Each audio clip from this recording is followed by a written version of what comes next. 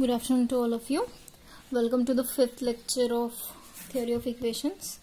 तो स्टार्ट करते हैं. आज की डेफिनेशन जो है वो अर्थमेटिक प्रोग्रेशन की डेफिनेशन ही आपने पहले भी पढ़ी होंगी 10th स्टैंडर्ड में. डेफिनेशन हमको इसलिए रिवाइज करवा रहे हैं बिकॉज इसकी नीड जो है वो आपको प्रॉब्लम सॉल्विंग में लगने वाली है. ठीक है, तो अर्थमेटिक डेफिनेशन प्रोग्रेशन की डेफिनेशन क्या है. अगर कोई सीक्वेंस अर्थमेटिक प्रोग्रेशन में होता है दैट मीन्स कि दो कॉन्जिक्यूटिव नंबर्स के बीच का जो डिफरेंस है वो सेम टर्म होनी चाहिए, तब हम क्या कहते हैं कि हमारी जो सीक्वेंस है वो जो है वो क्या है, अर्थमेटिक प्रोग्रेशन में है. सपोज जैसे हमारी सीक्वेंस है 1 के बाद अगर 2 आ रही है दैट मीन्स इन दोनों के बीच का डिफरेंस 1 है. 2 के बाद 3 आ रही है डिफरेंस 1 है. 3 के बाद 4 आ रही है डिफरेंस 1 है. यानी कांस्टेंट डिफरेंस है, कांस्टेंट डिफरेंस 1 है. दैट मीन्स ये जो सीक्वेंस है वो क्या है, अर्थमेटिक प्रोग्रेशन में. सिमिलरली अगर हमारे पास कोई ऐसी सीक्वेंस है जो कि इस तरीके से 1 के बाद 4 दैट मीन्स डिफरेंस 3 का है. 4 के बाद 7 डिफरेंस 3 का है. 7 के बाद 10 डिफरेंस 3 का है. दैट मीन्स कॉमन डिफरेंस जो भी हमारी टर्म है उसके बाद आने वाली जितनी भी टर्म्स है उन पे कॉमन डिफरेंस जो है वो एक पर्टिकुलर नंबर है, तब हम क्या कहते हैं कि हमारा जो सीक्वेंस है वो क्या है, अर्थमेटिक प्रोग्रेशन में है. सेम उसकी डेफिनेशन क्या लिखी हुई है. Arithmetic progression is a sequence of numbers in which the difference of any two consecutive numbers यानी इसके बाद दूसरा जो नंबर आने वाला है वो, यानी इसके बाद जो भी नंबर है वो, मतलब इस जो भी टर्म है हमारा फर्स्ट टर्म के बाद जो भी सेकंड टर्म आने वाली है वो उसका कॉन्जिक्यूटिव टर्म जो है, इन दोनों के बीच का डिफरेंस जो है वो क्या आना चाहिए, कांस्टेंट वैल्यू आना चाहिए. तब हम क्या कहते हैं कि हमारी जो सीक्वेंस है वो क्या है, अर्थमेटिक प्रोग्रेशन में है. ठीक है, दैट मीन्स कि अगर हम कहते हैं कि हमारे टर्म जो है वो अर्थमेटिक प्रोग्रेशन में है तो यानी वो टर्म जो है वो a माइनस डी ए और a प्लस डी के फॉर्म में भी हो सकते हैं. तो यानी ये तीनों जो टर्म है, ये तीनों टर्म भी जो है वो क्या कहलाएगी कि वो अर्थमेटिक प्रोग्रेशन में है. क्यों? क्योंकि उनके बीच का जो कॉमन डिफरेंस है वो d है. यहाँ पे d सब्सट्रैक्ट किया हुआ है, यहाँ पे d ऐड किया हुआ है, यहाँ पे फिर से d ऐड किया हुआ है. इन दोनों के बीच का डिफरेंस जो है वो d है. आप सब्सट्रैक्ट यहाँ पे a में से a माइनस डी सब्सट्रैक्ट करोगे तो आपको क्या मिलेगा, फिर से d मिलेगा, है ना. इन दोनों के बीच का डिफरेंस आपको d मिल रहा है और इन दोनों के बीच का भी डिफरेंस आपको d ही मिल रहा है. दैट्स मीन ये तीनों टर्म भी जो है वो अर्थमेटिक प्रोग्रेशन में है. ठीक है, नेक्स्ट डेफिनेशन है ज्योमेट्रिक प्रोग्रेशन की. तो ज्योमेट्रिक प्रोग्रेशन क्या कहती है. ज्योमेट्रिक प्रोग्रेशन कहती है कि अगर हमारे पास कोई एक टर्म है, उस टर्म को आप कॉन्स्टेंटली एक नंबर से मल्टीप्लाई कर रहे हो. इसके पहले अर्थमेटिक प्रोग्रेशन में एडिशन था, ज्योमेट्रिक प्रोग्रेशन में क्या है, मल्टीप्लिकेशन है. एक ऐसा कॉमन रेशियो, एक ऐसा कॉमन नंबर ले रहे हो जिसको आप उस टर्म से कॉन्स्टेंटली मल्टीप्लाई कर रहे हो. तो वो जो सीक्वेंस फॉर्म होती है उसे हम ज्योमेट्रिक प्रोग्रेशन कहते हैं. सपोज आपके पास यहाँ पे टर्म है 5. ठीक है, अब अगर आपने यहाँ पे मल्टीप्लाई करना स्टार्ट कर दिया 5 को 2 से, सपोज 5 2 से 10 हो गया, आपको नेक्स्ट टर्म 10 मिल गई. अब 10 को फिर से आपने 2 मल्टीप्लाई किया तो आपको 20 मिल गया. 20 को फिर से आपने 2 से मल्टीप्लाई किया यानी 40 मिल गया. यानी यहाँ पे आपको कॉमन रेशियो जो है वो यहाँ पे क्या मिल रहा है, कॉमन रेशियो जो है वो आपको क्या मिल रहा है, r इज इक्वल टू 2 मिल रहा है. ठीक है, दैट मीन्स कि फर्स्ट टर्म को आप कॉन्स्टेंटली मल्टीप्लाई कर रहे हो तो आपको क्या मिल रहा है, वो ज्योमेट्रिक प्रोग्रेशन की सीरीज मिल रही है. ठीक है, the geometric progression is form by multiplying a starting number by a number r. ठीक है, आप एक स्टार्टिंग नंबर को एक r नंबर से मल्टीप्लाई करके ज्योमेट्रिक प्रोग्रेशन देते हो. ठीक है, और r को हम क्या कहते हैं, कॉमन रेशियो कहते हैं. ठीक है, तो the progression 5 10 20 40 has the first term, पहला टर्म क्या है 5 है इसलिए वो उसको a1 लिखा है. And common ratio 5, common ratio 5 है. ठीक है, तो सेम जैसे हम लोगों ने अर्थमेटिक प्रोग्रेशन के लिए 3 टर्म्स लेती है, अगर हम ज्योमेट्रिक प्रोग्रेशन के लिए 3 टर्म्स ले रहे हैं a बाय r, a और ar, तो ये तीनों टर्म जो है वो एक दूसरे से क्या होंगी, ज्योमेट्रिक प्रोग्रेशन में होंगी. क्यों? क्योंकि आपको यहाँ पे कॉमन रेशियो जो है वो क्या मिल रहा है, r मिल रहा है. ठीक है, जैसे आप इनको डिवाइड करते हो तो आपको कॉमन रेशियो जो है वो यहाँ पे r मिलता है. आप इन दोनों टर्म्स को डिवाइड करते हो तो आपको कॉमन रेशियो जो है वो r मिलता है. ठीक है, जैसे सपोज आपने इन दोनों को डिवाइड किया तो आपका बड़ा टर्म कौन सा है, यहाँ पे सेकेंड वाला टर्म बड़ा है. फर्स्ट वाला टर्म जो है वो छोटा है, तो आपने इसको डिवाइड किया तो आपको कॉमन रेशियो यहाँ पे r मिल रहा है। सिमिलरली ये थर्ड टर्म आपने लिखा, थर्ड टर्म के बाद में आपने सेकेंड टर्म लिखा तो आपको कॉमन रेशियो यहाँ पे r मिल गया। ठीक है, तो यानी इस तरीके से आपको कॉमन रेशियो जो है वो हमेशा r मिलना चाहिए, तब हम क्या कहते हैं कि ये तीनों टर्म जो है वो ज्योमेट्रिक प्रोग्रेशन में है। ठीक है, यहाँ पे बड़ी वाली टर्म जो है वो हमें पहले लिखनी है, हाँ, छोटी वाली टर्म नहीं लिखनी है। छोटी वाली टर्म लिखोगे तो फिर r नहीं मिलेगा। यहाँ पे थर्ड टर्म लिखा है आपने और यहाँ पे ये सेकेंड टर्म लिखा है। ठीक है, तो यानी इस तरीके से अगर हमको ज्योमेट्रिक टर्म रिप्रेजेंट करना है तो हम a बाय आर, a और AR लिख सकते हैं। ठीक है, वो ये कॉम्बिनेशन भी जो है वो ज्योमेट्रिक प्रोग्रेशन को रिप्रेजेंट करेगा। नेक्स्ट है हार्मोनिक प्रोग्रेशन। अब हार्मोनिक प्रोग्रेशन क्या होता है? In mathematics harmonic progression is a progression form by taking the reciprocal of an arithmetic progression. हमारा जो भी अर्थमेटिक प्रोग्रेशन है उसका रेसिप्रोकल अगर हम लेंगे तो हमको हार्मोनिक प्रोग्रेशन मिल जाएगा। जैसे सपोज हमने यहाँ पे 5, 10, 15 ये हमारा क्या था? अर्थमेटिक प्रोग्रेशन था, है ना, बिकॉज इसमें कॉमन रेशियो जो है वो 5 था। 5 + 5 करूंगी 10, 10 + 5 करूंगी 15, 15 + 5 करूंगी 20। पर इसका अगर आप लोगों ने रेसिप्रोकल ले लिया तो आपको जो प्रोग्रेशन मिलेगा वो क्या रहेगा?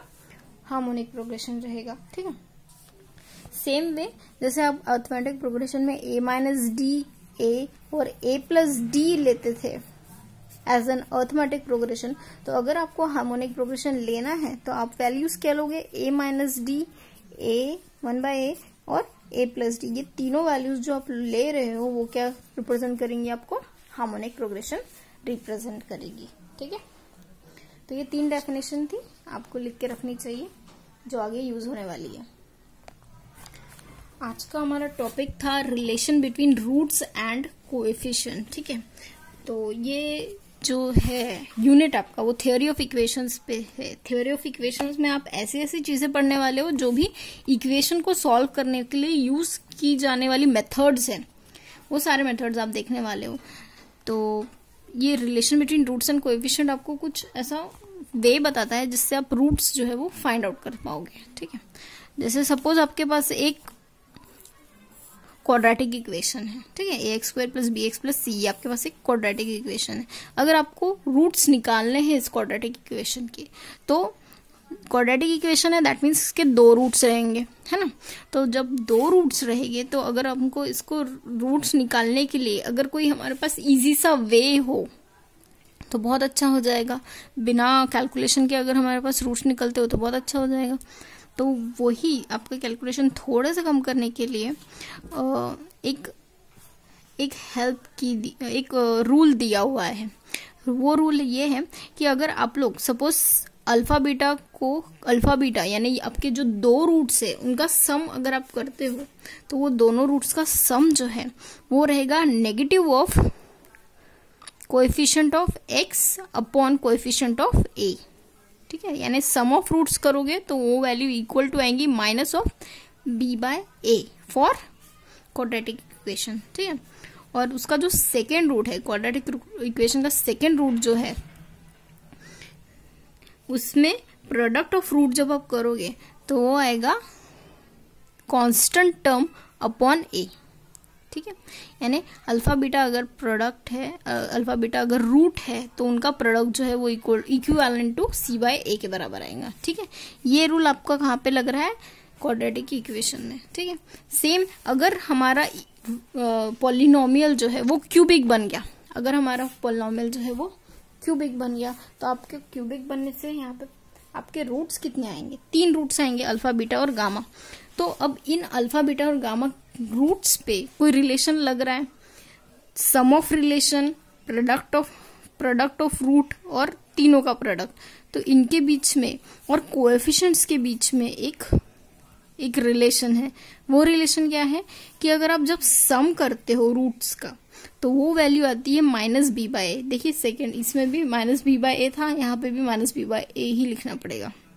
ठीक है, जब आप प्रोडक्ट ले रहे हो alpha beta, beta gamma, gamma alpha, तब आपको यहाँ पे वैल्यू क्या आ रही है? c/a। देखिए c/a यहाँ पे भी था, बस यहाँ पे जो प्रोडक्ट है तीनों का प्रोडक्ट जो है वो इक्विवेलेंट टू माइनस हमारा जो कांस्टेंट कोएफिशिएंट है -d/a के बराबर आ जाएगा। ठीक, यहाँ पे जब तीनों का प्रोडक्ट लेते हैं तो वो value equal to minus of D by A आती है। आपको बस इतना याद रखना है कि जब आप सम कर रहे हो तो वैल्यू जो है वो नेगेटिव में आएगी। उसके बाद तो ये वाली वैल्यूज लेनी है। उसके बाद सम ऑफ रूट ले रहे हो तो बी बाय ए आ जाएगा। प्रोडक्ट दो प्रोडक्ट ऑफ रूट ले रहे हो तो सी बाय ए आ जाएगा। फिर 3 प्रोडक्ट ऑफ रूट ले रहे हो तो माइनस ऑफ डी बाय ए आ जाएगा। ठीक है, पहला टर्म माइनस रखना है, ये आपको पता होना चाहिए। माइनस प्लस फिर माइनस। ठीक है, सिमिलरली अगर आपके पास 4th रूट वाला इक्वेशन है तो आपको 4 रूट्स कंसिडर करने पड़ेंगे, अल्फा बीटा गामा और डेल्टा। अब 4 रूट्स आप कंसिडर कर रहे हो तो यानी सम ऑफ रूट क्या होगा, माइनस ऑफ बी बाय ए आ जाएगा। फिर क्या आएगा, प्लस ऑफ सी बाय ए आ जाएगा। फिर बाद में माइनस ऑफ डी बाय ए आ जाएगा। फिर बाद में ई बाय ए आ जाएगा। ठीक है, यहाँ पे sum of root minus B by A. फिर 2 प्रोडक्ट आप लोगे रूट्स के। फिर बाद में 3 प्रोडक्ट लोगे आप रूट के। फिर बाद में 4 प्रोडक्ट लोगे आप रूट के। तो इस तरीके से ये रिलेशन आ जाएगी। ठीक, relation between roots and coefficients. तो ये फॉर्मूला ज्यादा डिफिकल्ट नहीं है, इजी है, तो आप इसे रिमेम्बर कीजिएगा। नेक्स्ट प्रॉब्लम है एग्जाम्पल 4 ए वाला है। एक्स क्यूब, ये आपको पूछा गया है 5 मार्क्स के लिए। X cube minus 12x square 39x minus 28 equal to 0 roots being are in arithmetic progression. इसे हमें सॉल्व करना है। ठीक है, हमको ये दिया हुआ है कि अर्थमेटिक प्रोग्रेशन में है रूट्स, तो हम उसका सोल्यूशन स्टार्ट करते हैं।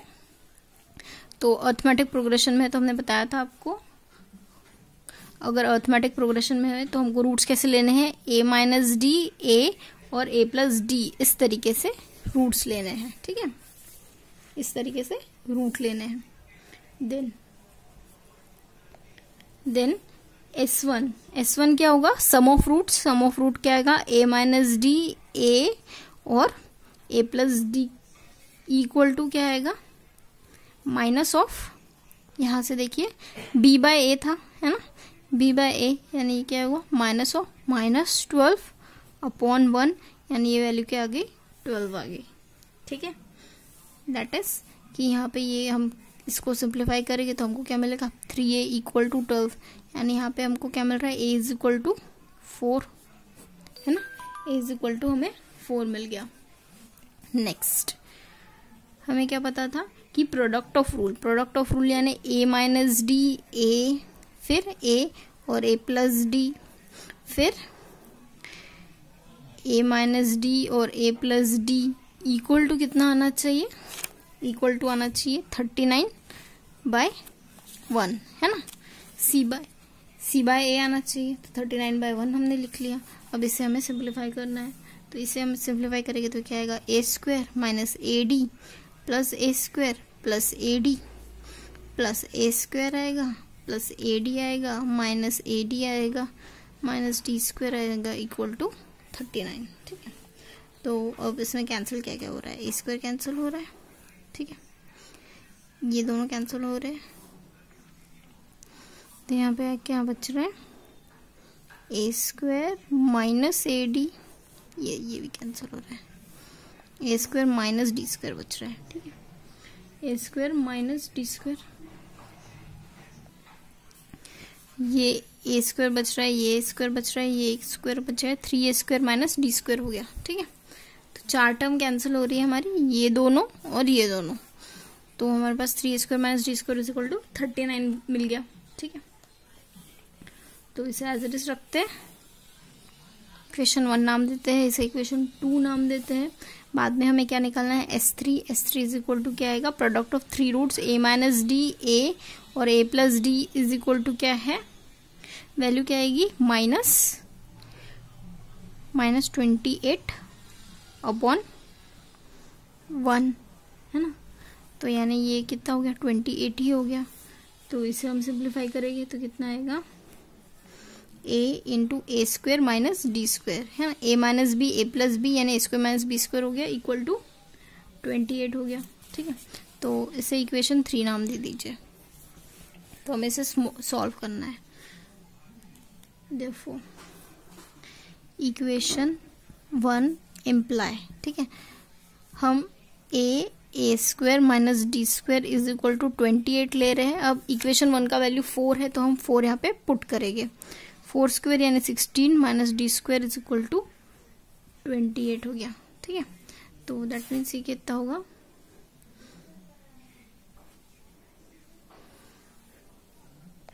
तो हम इसे कैंसिल कर देंगे।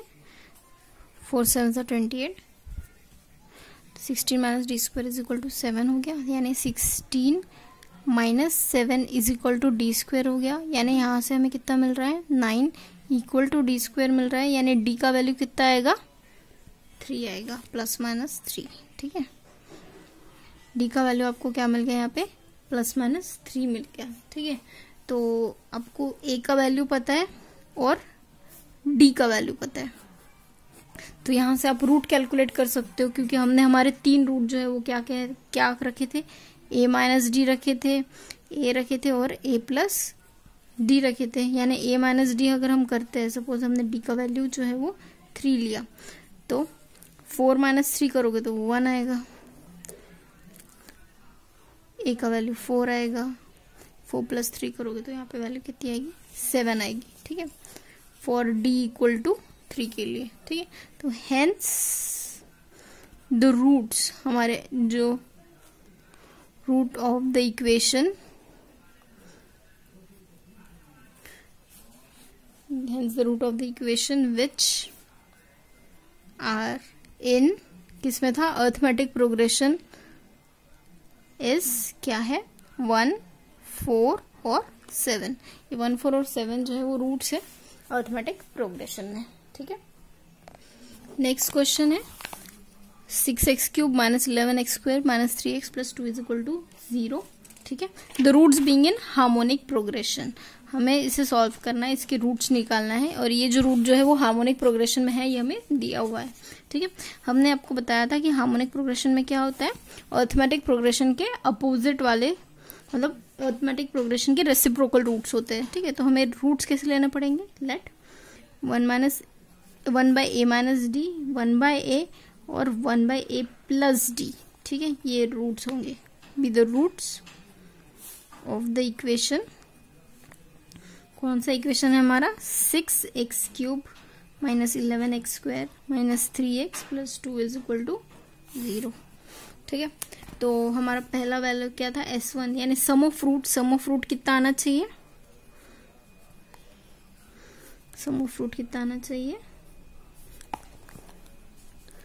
माइनस ऑफ माइनस 11/6, यानी कितना आना चाहिए, 11/6 आना चाहिए। ठीक है, तो इसे आप सिंप्लीफाई करोगे, ये होगा ए प्लस डी, ए माइनस डी, ए प्लस डी, डिनोमिनेटर सेम कर रहे हैं हम, हाँ, तो ये होगा ए माइनस डी अपॉन, यहाँ पे क्या आएगा, A minus D, A plus D equal to 11/6। ठीक है, तो इसे आपको सिंप्लीफाई करना है, इसे इक्वेशन 1 नाम दे दीजिए। S2 product of root, product of root क्या है, ए माइनस डी, एक वैल्यू ले लिया, दूसरा वैल्यू ए लिया। ठीक है, प्लस ए प्लस डी। ठीक है, plus a minus D, A plus D is equal to, product of root किसके बराबर होगा, -3/6 के बराबर होगा। ठीक है, यानी -3/6 यानी कितना हो गया, -12 हो गया। ठीक है, तो इसे हमें सिंप्लीफाई करना है, तो ये वैल्यू हो जाएंगी ए माइनस डी, ए प्लस डी, यहाँ पे डिनोमिनेटर सेम करना है हमें, तो यहाँ पे क्या मल्टीप्लाई करना, ए प्लस डी से मल्टीप्लाई करना पड़ेगा, यहाँ पे क्या मल्टीप्लाई करना पड़ेगा, ए माइनस डी से मल्टीप्लाई करना पड़ेगा, इसे ए से मल्टीप्लाई करना पड़ेगा, इक्वल टू -12 हो गया। तो यहाँ पे आप क्या देख रहे हो, डी डी जो है वो कैंसिल हो रहा है, यहाँ पे आपको क्या बच रहा है, 3a बच रहा है, ए minus D, A plus D is equal to -12, इसे इक्वेशन 2 नाम दे दीजिए। ठीक है, नेक्स्ट हमें क्या लिखना है, S3 इज इक्वल टू क्या आएगा, product of both the roots will be equal to क्या आएगा, minus of constant term is 2, constant term 2 है, अपॉन कितना है, 6 आएगा, तो यानी कितना हो गया, ये -1/3 हो गया। ठीक है, तो आपको यहाँ पे लिखना है, दैट मीन्स हम यहाँ पे क्रॉस मल्टीप्लीकेशन भी ले सकते हैं डायरेक्ट। आपको यहाँ पे दिख रहा है कि आप यहाँ पे ए, ये इधर ले लीजिए, ये इधर ले लीजिए, ए माइनस डी, ए प्लस डी, इसका वैल्यू कितना आया है, -3 आया है।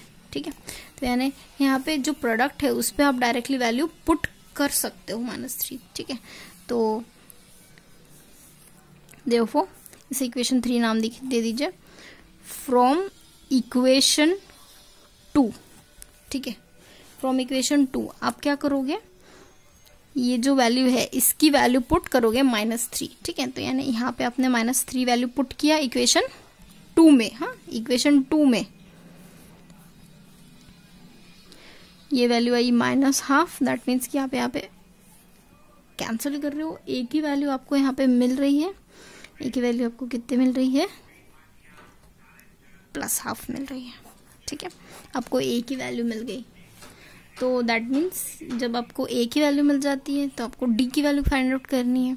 अब डी की वैल्यू आप कैसे फाइंड आउट करोगे, इसमें पुट करके, है ना, एक ही वैल्यू जो है वो हमारे इक्वेशन 3 में पुट करोगे आप। तो on substituting a is equal to half in equation 3, हमारे इक्वेशन 3 में पुट करोगे। तो जब आपने a के वैल्यू हाफ पुट किया तो आपको मिल रहा है यहाँ पे 24/4 इक्वल टू डी स्क्वायर, यानी ये हो गया 25/4, यानी d का वैल्यू आपको मिल रहा है +/5/2। ठीक है, ये d का वैल्यू आपको मिल गया। तो दैट मीन्स कि जब a और d का वैल्यू मिल गया तो आप बता सकते हो कि आपके रूट्स क्या है। देखो, दो रूट्स क्या थे हमारे, 1/a माइनस डी था। ठीक है, a का वैल्यू क्या है, हाफ है, d का वैल्यू क्या है, अब 5/2 लोगे। हाँ, d इज इक्वल टू 5/2, 4। ठीक है, तो दैट मीन्स कि ये क्या हो गया, 1/1 -5, यानी ये हो गया 2/-4, यानी ये हो गया -1/2। ठीक है, a माइनस डी का वैल्यू कितना है, -1/2 आया। और 1/a का वैल्यू जो है वो कितना आएगा, a का वैल्यू हाफ है, दैट मीन्स 1/a का वैल्यू कितना आएगा, 2 आएगा। ठीक है, नेक्स्ट वैल्यू क्या है, 1/a प्लस डी। तो 1/a प्लस डी यानी a का वैल्यू कितना है, हाफ, d का वैल्यू हमने आपको 5/2 लेने बोला। पॉजिटिव वैल्यू नॉर्मली आप चूज करोगे। ठीक है, पॉजिटिव वैल्यू ही लेने की कोशिश कीजिएगा, यानी 6/2 हो गया, यानी ये कितना हो गया, 1/3। That means therefore the required roots are, तो हमारे जो रिक्वायर्ड रूट्स क्या है, -12, 2 और 1/3। ये जो है वो हमारे रिक्वायर्ड रूट्स है, जो कि क्या हो गए, अर्थमेटिक प्रोग्रेशन में हो गए। ठीक है, मिलते हैं नेक्स्ट लेक्चर में। प्रैक्टिस कीजिए प्रॉब्लम्स की, कोई डिफिकल्टी आती है तो कमेंट सेक्शन में लिखिए। बाय।